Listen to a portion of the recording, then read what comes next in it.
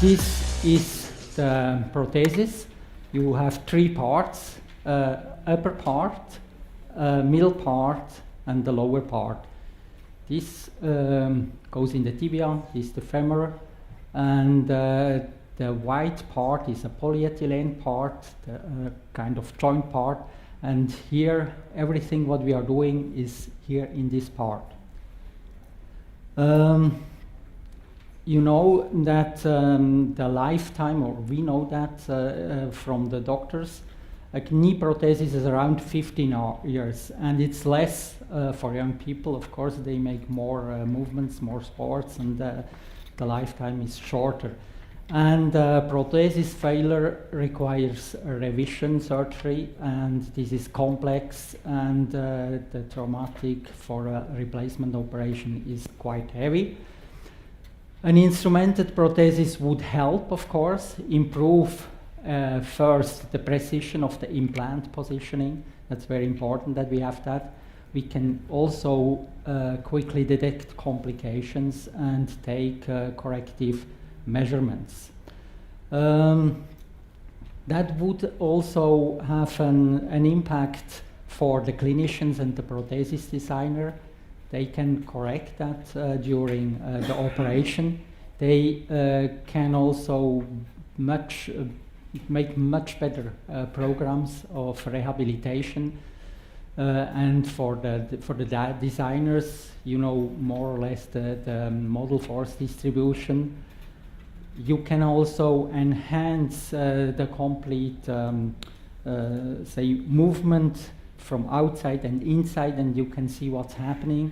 And when you have micro motion on your prosthesis, of course, what you could always have, for instance, vibrating with some frequencies, then you can have a loosening of the cement, and this causes also pain.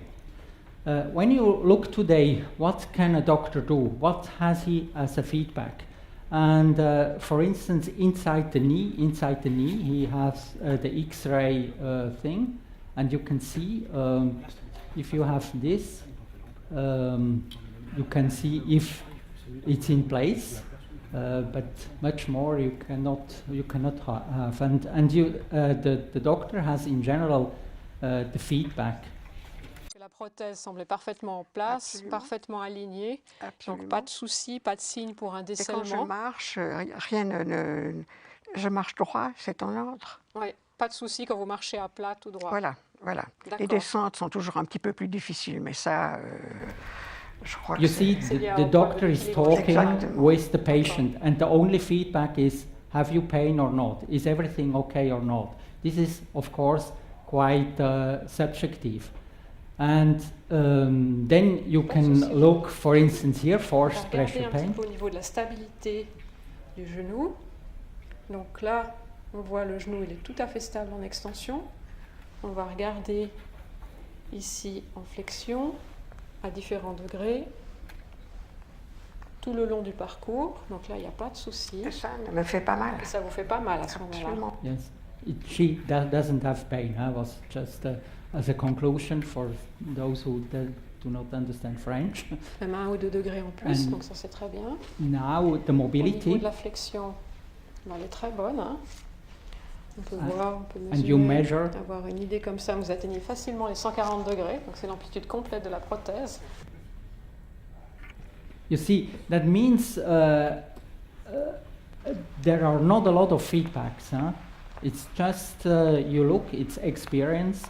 And of course, for engineer and a scientist, but also for the physician, sometimes it's not enough, and that is, of course, the objectives now to really monitor much better the patient.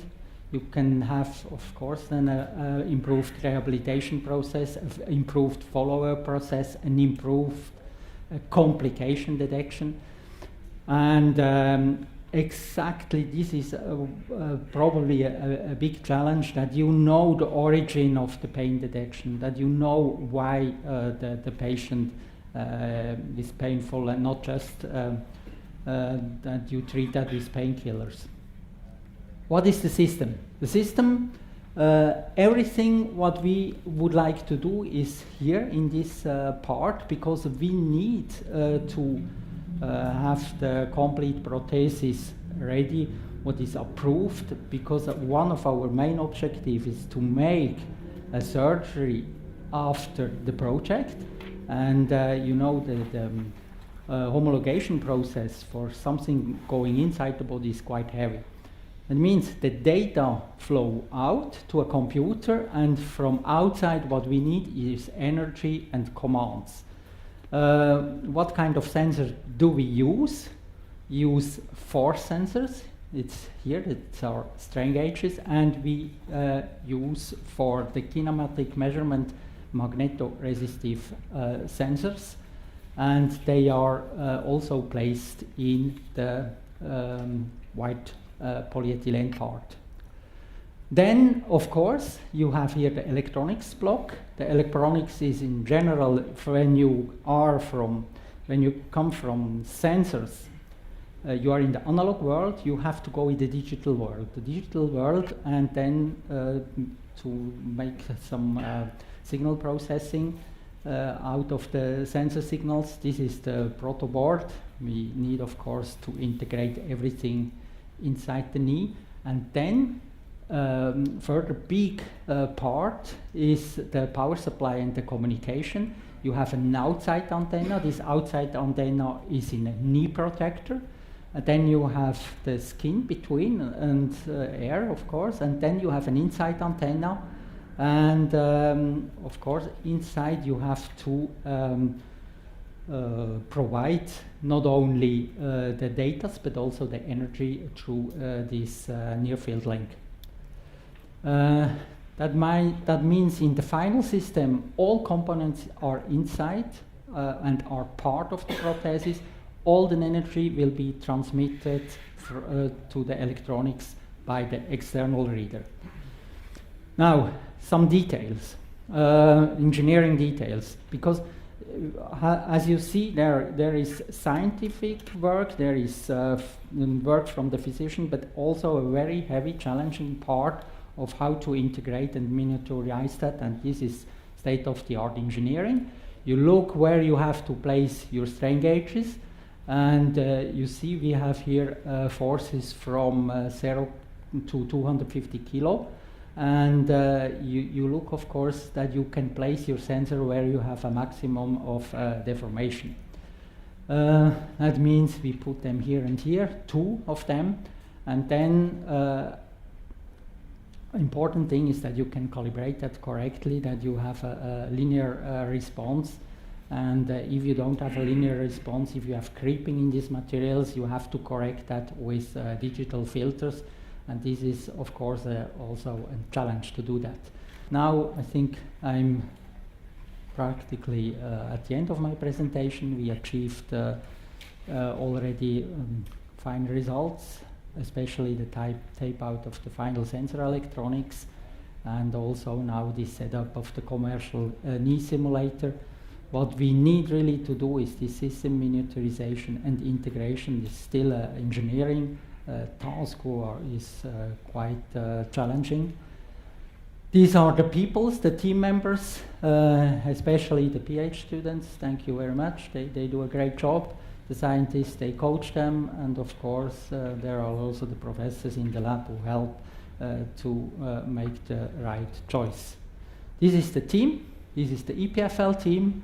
And here you have the CHUV team, hospital in University Hospital in Lausanne. I do not know exactly who is the doctor, but anyway, it's always a teamwork. Thank you very much for your attention.